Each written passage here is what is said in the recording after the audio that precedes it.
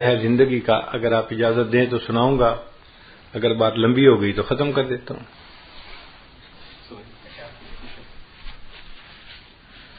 کیونکہ مضمون سے متعلق ہے اور ابھی ذہن میں آ گیا، اس لیے یہ واقعہ ہے جب میں 6 7ویں کلاس میں پڑھتا تھا۔ ہائی اسکول میں میرا ایک کلاس فیلو تھا جو دیہات کا رہنے والا تھا، اور اس نے اسکول میں داخلہ لیا تھا اور ہاسٹل میں رہتا تھا۔ وہ نمازی بچہ تھا، 5 نمازیں پڑھتا تھا، اور میں بھی 5 نمازیں پابندی سے پڑھتا تھا۔ تو نمازیں 5 پڑھنے کی وجہ سے ہماری ایک دوسرے سے دوستی ہو گئی تھی۔ چنانچہ ہم کلاس میں ڈیسک پہ بھی ایک دوسرے کے ساتھ بیٹھتے تھے، اور اللہ کی شان کے کلاس میں فرسٹ آتا تھا، وہ سیکنڈ آتا تھا، تو ہم دونوں قابل لڑکے سمجھے جاتے تھے۔ تو نیچرل ایفینٹی ہمارے اندر پیدا ہو گئی ایک دوسرے کے ساتھ، نماز کی وجہ سے اور تعلیم میں اچھے ہونے کی وجہ سے ہماری دوستی فطرتاً ایک دوسرے کے ساتھ ہو گئی۔ ہم اکثر اوقات اکٹھا پڑھتے، اکٹھا بیٹھتے، وقت اکٹھا گزرتا تھا۔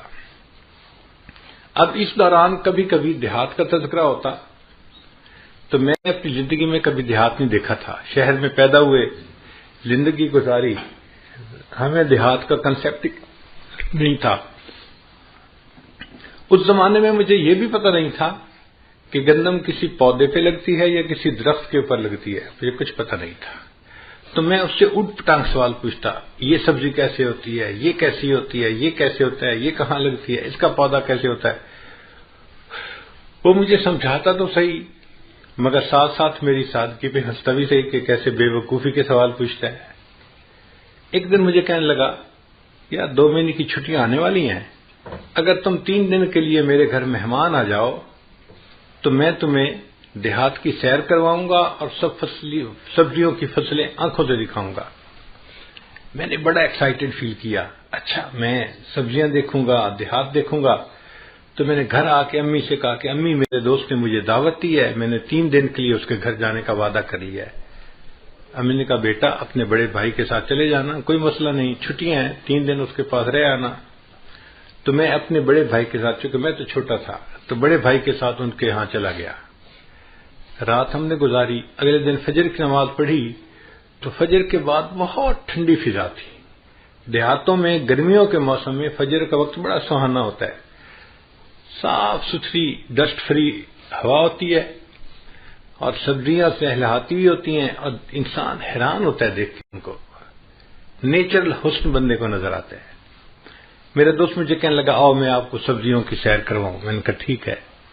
اب وہ مجھے لے کے چلا، یہ کھیت، اس میں دیکھو مولی لگی ہوئی ہے، اور اس میں گاجر لگی ہوئی ہے، اور اس میں شلجم لگے ہوئے ہیں، اور اس میں گوبھی لگی ہوئی ہے۔ اس طرح وہ مجھے سبزیوں کا تعارف بھی کروا رہا تھا اور فصلیں بھی دکھا رہا تھا، اور میرے لیے تو ہر چیز ایک نئی چیز تھی، میں دیکھتا جا رہا تھا۔ اللہ کی شان دیکھیں کہ ہم کچھ دور آگے چلے تو زمین کا 1 ایکڑ، ایک ٹکڑا بڑا، وہ خالی پڑا ہوا تھا، اور ایک بندہ اس میں ہل چلا رہا تھا۔ میں نے جب وہ خالی زمین کو دیکھا نا، تو اس زمین میں تھوڑے تھوڑے فاصلے پہ گوبر کے ڈھیر لگے ہوئے تھے۔ یہ گائے بھینس کا جو گوبر ہوتا ہے نا، جس کو اینیمل مینیور کہتے ہیں، یہ وہاں پڑا ہوا تھا۔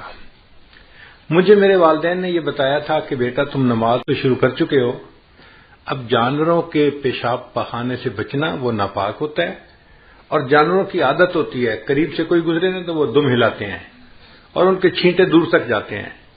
تو امی نے کہا کہ بیٹا اگر اس کے چھینٹے تمہارے کپڑوں پہ پڑ گئے تو تمہاری نماز نہیں ہوگی، کپڑے ناپاک ہو جائیں گے، تو ذرا بچ کے رہنا۔ تو میں جانوروں کے پیشاب اور گوبر سے نا فطری طور پہ بڑا الرجک تھا، چھوٹا بچہ تھا۔ اب میں نے وہ گوبر جب وہاں کھیت میں پڑے ہوئے دیکھا تو مجھے عجیب سی طبیعت ہوئی۔ میں نے اس سے کہا کہ اس زمین میں سبزیاں لگیں گی؟ اس نے کہا۔ میں نے کہا سبزیاں تو انسان کھاتے ہیں؟ اس نے کہا۔ میں نے کہا پھر یہ تو پاک سبزیاں ہونی چاہیے جو ہم کھائیں، تو یہ تو نجاست ہے، یہ تو گند ہے، یہ تو ناپاک ہے، اور یہ اس زمین میں کیوں پڑی ہوئی ہے؟ اس ناپاک چیز کو کیوں ملائیں گے اس مٹی میں جس مٹی میں سبزی اگنی ہے؟ اس نے کہا یار تمہاری باتوں کا جواب میں نہیں دے سکتا، یہ جو ہل چلا رہا ہے نا بوڑھا، اس سے جا کے پوچھو۔ میں چھوٹا سا بچہ تھا، بھول تھا، میں اس انکل کے پاس چلا گیا۔ میں نے جا کے کہا کہ انکل یہ زمین آپ کی ہے؟ اس نے کہا.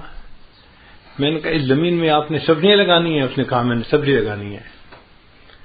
میں نے کہا اگر آپ نے اس زمین میں سبزی لگانی ہے تو یہ جانوروں کا گوبر اس مٹی پہ کیوں آپ نے رکھا ہوا ہے؟ یہ تو ناپاک ہوتا ہے، یہ تو نجس ہوتا ہے، یہ تو بدبودار ہوتا ہے، یہ تو نفرت کے قابل ہوتا ہے، اور جو سبزی ہم کھائیں گے اس کے ساتھ یہ گوبر ملے گا تو ہم کیسے وہ سبزی کھا سکیں گے؟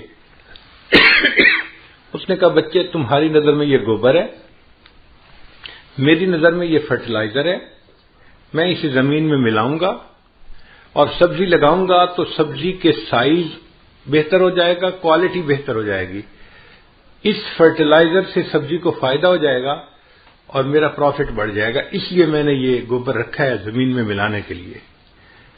اب اس زمانے میں چھوٹا تھا تو مجھے بات پوری سمجھ میں نہیں آئی. میں نے اس کے آئیڈیا کو بائی نہیں کیا.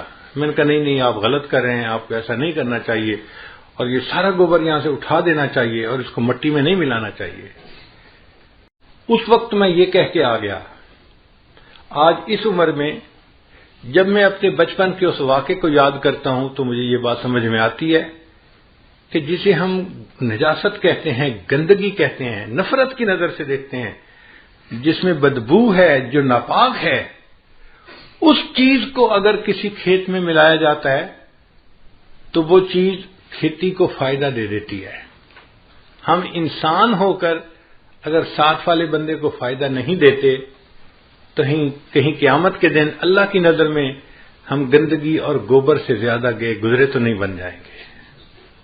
اللہ کہیں گے تو گوبر سے بھی کیا گزرا، تو نے اپنے ساتھ والوں کو کیا فائدہ پہنچایا؟